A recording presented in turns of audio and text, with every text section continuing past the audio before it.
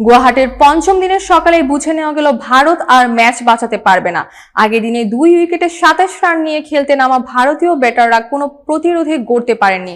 মাত্র 140 রানেই গুটিয়ে যায় পুরো দল। ফল 408 রানে ভারতের বড় ধরনের পরাজয়।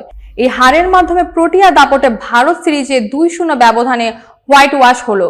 1 বছরের ব্যবধানে এটি ভারতের দ্বিতীয় হোয়াইট ওয়াশ। গত বছর নিউজিল্যান্ডের কাছে 3-0 হেরেছিল তারা।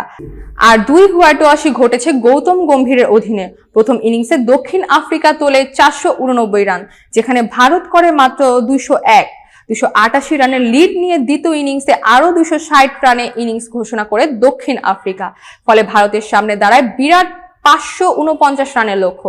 স্পিন বান্ধব উইকেট তৈরি করেছিল ভারত নিজের স্পিন বিভাগকে কাজে লাগাতে, কিন্তু উল্টে সেই স্পিনিং ট্র্যাকে রাজত্ব করেন প্রোটিয়া স্পিনাররা।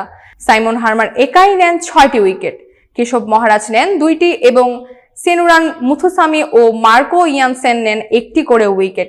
একমাত্র রবীন্দ্র জাদেজা সামনে থেকে লড়ে 54 রান তুলে দলকে বড় লজ্জা থেকে রক্ষা করেন।